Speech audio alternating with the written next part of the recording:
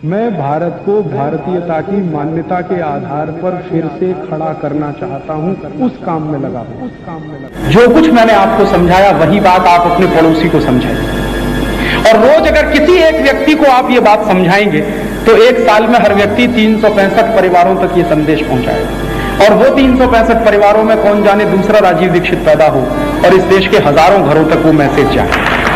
घर घर में, गांव गांव, गली गली में ये संदेश पहुंचाने की जरूरत है, और ये संदेश पहुंचाने का काम आपको करना है।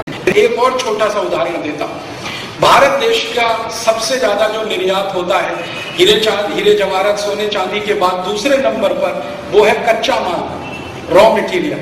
लोहा बनाने का कच्चा माल हम बेचते हैं, मैग्नीज ओर हम एक्सपोर्ट करते हैं, आयरन ओर एक्सपोर्ट करते हैं।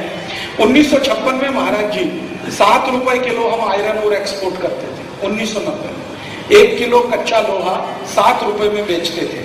आज वही लोहा 15 पैसे में बिकता है।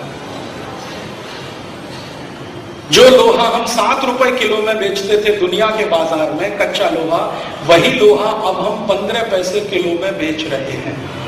माने हर 1 किलो लोहे के निर्यात पर 6 रुपए 85 पैसे का हानि हो रहा है, और हर दिन 2 करोड़ टन कच्चा लोहा इस देश से विदेश जा रहा है।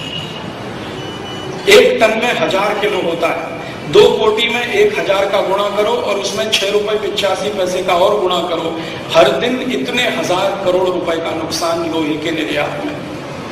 इसी तरह मैग्नीज और एक्सपोर्ट करते हैं, इसी तरह हम कॉपर का और एक्सपोर्ट करते हैं, बहुत कुछ एक्सपोर्ट करते हैं।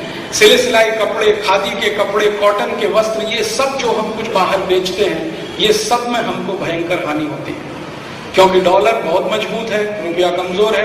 डॉलर कमजोर मजबूत है क्योंकि वो हमने कर्ज ले रखा है डॉलर में। जिस करेंसी में आप कर्ज लेंगे उसकी कीमत बढ़ेगी और आपकी करेंसी की कीमत गिरेगी। इसका एक दूसरा दुष्प्रभाव और होता है महाराज जी, हम जब दूसरे देशों से कुछ खरीदते हैं, diesel, petrol, kerosene, LPG, CNG के लिए कच्चा तेल खरीदते हैं, वो महंगा हो जाता है।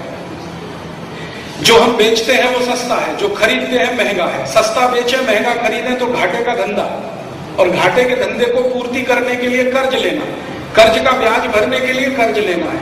इस तरह के दुष्चक्र में हमारा देश अभी फंसा हुआ है, और ये कितना महंगा है।